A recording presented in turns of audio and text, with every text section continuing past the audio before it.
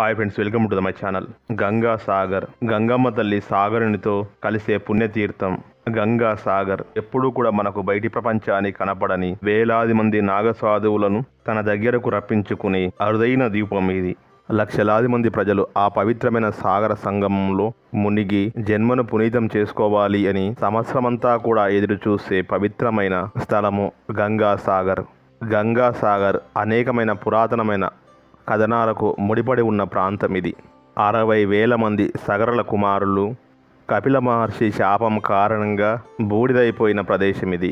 వారందరికీ కూడా గంగమ్మ తల్లి మోక్షాన్ని ప్రసాదించిన స్థలం. గంగా సాగర్ మేళ, గంగా సాగర్ యాత్ర, గంగా సాగర్ స్నానము, ఇలా ఎన్నో పేర్లున్న గంగమ్మ సాగర్నితో కలిసే చోటు ఈ స్థలము. ప్రత్యేకించి మకర సంక్రాంతి రోజు పుణ్యస్థానాల కోసము లక్షలాది మంది ప్రజలు ఎన్నో వ్యయ ప్రయాసాలకు ఓర్చి ఎంతో ఆత్రంగా పరుగులు తీర్చే చోటు గంగా సాగర్. అలాంటి పవిత్రమైన గంగా సాగర్ యాత్ర విశేషాలను మనం ఇప్పుడు తెలుసుకుందాము. మీరు మాత్రం ఈ వీడియో స్కిప్ చేయకుండా చివరిదాకా చూడండి. నచ్చితే తప్పకుండా లైక్ చేయండి, షేర్ చేయండి, కామెంట్ చేయండి. మరిన్ని అప్డేట్స్ కోసం మన ఛానల్ సబ్స్క్రైబ్ చేసుకోండి. వెస్ట్ బెంగాల్ రాష్ట్రంలోని కోల్కతాకి 150 కిలోమీటర్ల దూరంలో ఉంది గంగా సాగర్. ఇది ఒక చిన్న లంకలో ఉంటుంది. కోల్కతాలో బయలుదేరి డైమండ్ హార్ట్ మీదుగా కాకద్వీప్ చేరుకోవాలి. అరగంట పాటు ఫెర్రీలో ప్రయాణం చేస్తే గంగా సాగర్ ద్వీపానికి చేరుకుంటాము.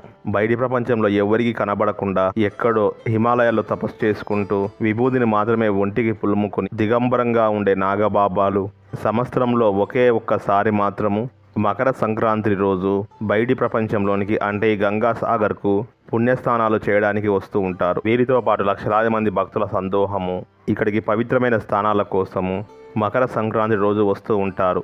పవిత్రమైన గంగా నది సముద్రంలో కలిసే చోటు గంగా సాగర్. సముద్రంలోని ఒక చిన్న ద్వీపంలో కలుస్తుంది గంగా. మహాభారత కాలంలో కూడా ఈ సాగర సంగమం ప్రస్తావన కనబడుతూ ఉంటుంది. ఇక్కడ గంగా సాగర్లో మునిగితే కల్మషాలు మాలిన్యాలు తొలగి మనసు పవిత్రం అవుతుంది అని భక్తుల నమ్మకము. మకర సంక్రాంతి రోజు లక్షలాది మంది దేశం నలుమూల నుంచి కూడా ఇక్కడికి వస్తారు. ఆ రోజు గంగా సాగర్లో స్నానం చేస్తే ముక్తి లభిస్తుంది అని కూడా నమ్ముతారు. గంగా సాగర్ అతిపెద్ద 2వ కుంభమేళాగా ఎంతగానో ప్రసిద్ధి చెందింది. ఇక్కడే సగరుని కుమారులు 60,000 మంది కపిల మహర్షి శాపం వలన మరణించినప్పుడు పవిత్రమైన గంగా నది వారి మీదుగా ప్రవహించి వారికి మోక్షాన్ని కలగజేస్తుంది. అందుకే ఇక్కడ మోక్ష ప్రాప్తి కోసము పుణ్యస్థానాలను ఆచరిస్తారు. అసలు సగర చక్రవర్తి 60,000 మంది కుమారులు ఎందుకు చనిపోయారు, వారిని గంగమ్మ మళ్ళీ ఎందుకు బతికించింది అనే విషయాన్ని తెలుసుకుందాము. సూర్యవంశానికి చెందిన సగరుడు అనే రాజు ఒకసారి అశ్వమేధ యాగాన్ని నిర్వహించడం తలబెట్టాడు. అదే సమయంలో కపిల మహాముని తన ఆశ్రమంలో ఘోర తపస్సును ఆశ్రయిస్తూ ఉన్నాడు. కపిల మహాముని తపస్సుగన సఫలము అయితే తన ఇంద్ర పదవికే ఎసురొస్తుందని అనుకున్నాడు ఇంద్రుడు. అందుకని ఆ మహర్షి తపస్సు భగ్నం చెయ్యాలి అని ఎలాంటి ఎత్తుగడ వేయాలా అన్న ఆలోచనలో పడ్డాడు. ఈలోగా ఇంద్రుని దృష్టి సగరుడు యాగం కోసం విడిచిపెట్టిన అశ్వం మీద పడింది. ఆ గుర్రాన్ని గనుక కపిల మహర్షి ఆశ్రమంలో వదిలిపెడితే దాన్ని వెతుకుంటూ సగరుని సైన్యమంతా వస్తుంది. యాగ నియమం ప్రకారము ఎవరైతే యాగాశ్వాన్ని బంధిస్తారో వారితో యుద్ధం చేసి ఆ అశ్వాన్ని విడిపించుకోవలసి ఉంటుంది. అలా కపిలముని తపస్సు చెదరక తప్పదు అని అనుకున్నాడు ఇంద్రుడు. ఆ మేరకు యాగాశ్వాన్ని దొంగిలించి కపిలముని ఆశ్రమంలో ఆ ముని దగ్గరనే కట్టేశాడు. యాగాశ్వాన్ని వెతుకుంటూ వచ్చిన సగరుని 60,000 మంది కుమారులు వారికి కపిలముని ఆశ్రమంలో యాగాశ్రమం కనిపించింది. దాన్ని కపిలమునే తీసుకువచ్చాడు అని భ్రమపడి అతడి తపస్సును భగ్నం చేశారు సగర కుమారులు. ఘోరమైన తపస్సు ఒక్కసారిగా భగ్నం కావడంతో కళ్ళు తెరిచాడు కపిలముని. అంతే ఆ రౌద్రానికి సగరుని కుమారులు అంతా కూడా భస్మమైపోయారు. అలా భస్మీపట్లము అయిపోయిన సగరుని కుమారులకు ఉత్తమ గతులు లభించాలి అంటే సాక్షాత్తు ఆ గంగమ్మ తల్లే దిగి రావాల్సి ఉంది. కానీ ఆకాశగంగను భూమి మీదకు తరలించేది ఎలాగా? ఆ ప్రయత్నంలో సగరుడు, అతని కుమారుడు అయిన అసమంజసుడు, అతని పుత్రుడు అయిన అంశమంతుడు కూడా ప్రయత్నాలు చేసి విఫలమయ్యారు. చివరికి అంశమంతుని కుమారుడు అయిన భగీరథుడు మాత్రము ఈ కార్యాన్ని సాధించగలిగాడు. భగీరథుని కోరికను మన్నించి గంగమ్మ అవతరించింది మకర సంక్రాంతి రోజునే.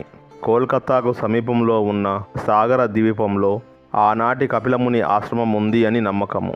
అందుకు సాక్ష్యంగా అక్కడ కపిలమునికి ఒక గుడిని కూడా నిర్మించారు. సాగర్ ద్వీపం సమీపంలోని గంగా నది బంగాళాఖాతంలో కలుస్తుంది. మకర సంక్రాంతి పర్వదినాన ఈ గంగావతరాన్ని పురస్కరించుకొని లక్షలాది మంది భక్తులు ఈ సాగర్ ద్వీపానికి చేరుకుంటారు.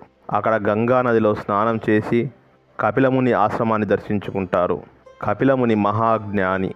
ఆయన సాక్షాత్తు మహావిష్ణు అవతారము అని మనకు పురాణాలు చెప్తూ ఉన్నాయి. పైగా భారతీయ తత్వచింతనలో ప్రధానమైన సాంఖ్య దర్శనాన్ని రచించింది కూడా ఈ కపిల మహర్షే.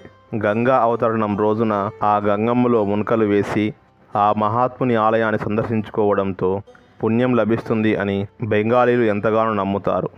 సాగర్ ద్వీపం మీద గంగా సాగర్ అనే ఊళ్ళో కపిలముని ఆశ్రమం ఉంది కాబట్టి ఈ జాతరను గంగా సాగర్ జాతర లేదా గంగా సాగర్ మేళా అని చెప్తారు.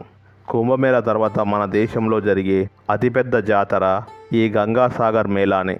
ఒకప్పుడు ఎలాగైతే గంగా నది సగరపుత్రులకు ఉత్తమ గతులను కల్పించిందో అదేవిధంగా తమ పాపాలను కూడా కడిగేయమంటూ వేడుకుంటారు ఇక్కడికి వచ్చే భక్తులు. ఇవి ఎంతో పవిత్రమైన గంగా సాగర్ మేళా విశేషాలు. శ్రీ చైతన్య